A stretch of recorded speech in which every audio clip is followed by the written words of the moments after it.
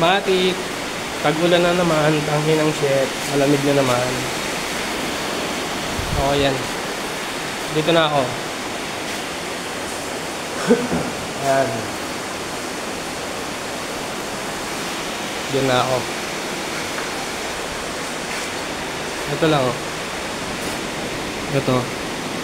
Bago ko masilyahan yan, tinatanggal ko muna yung mga bukol-bukol niya dyan. Kasi pag minasilya mo yan ng bukol-bukol, pag bubukol-bukol din yung paleta mo, aalon-alon, pangit niya sa tignan. Kumbaga magugulo na yung trabaho. Saka ito, makunat-kunat. Kakapalitada lang nito eh, may tiles na. Pinaabot dito yung simento, hindi man lang nilinis. Ang kunat tanggalin eh. Ang kunat. Pag ako yung foreman dyan ng pintor, ang babantayan ko dyan yung mason eh, yung trabaho ng mason eh. Okay na yan. Sabihin ko, oh ano yan, binisan mo yan, hayop ka, sino bilinis yan? Pintor? Siyempre, maano yun. Putong ino na ito. Bantay, oh. Bantay siya, oh. Pinang ino, oh. Natural. Tangina nyo. Joke lang yung mura. Joke lang yung mura. Napamura lang. Siyempre, bad trip yun, di ba? Ang kulat kaya niyan. Ang galing. Eh, dapat, nililinis mo rin. Pinaabot mo pa sa ano eh, sa tiles eh.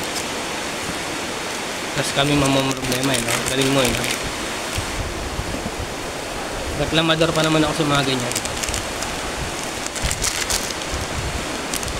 Makakalat ng iba, tapos iba maglilinis. Ako lang sana kung madali linisin eh. Kaya nga lang, putya. Ang tagal eh, ubus oras eh. Milo. Oh, magmamilo ako. Nakakasid na ako kakakape. Naragit. Milo naman.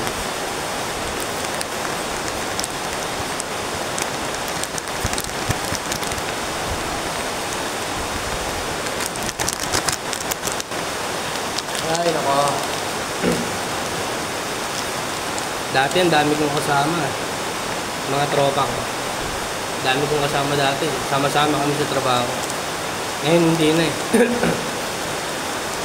May kanya-kanya na rin. Yung iba napaiba ng trabaho. Yung iba nag-ibang lugar. Doon na tumira. Dati yung bata-bata pa. Mga 24 pa lang siguro. Ang sarap magtrabaho kasi yung mga kasama ko, mga katropa, mga kaedad. Kahit nakakapagod yung trabaho, nawawala yung pagod mo. Kasi lahat kayo magkakatropa. Ngayon, pag tumatanda ka, parang nakakapagod na rin magano. Parang ang boring na rin.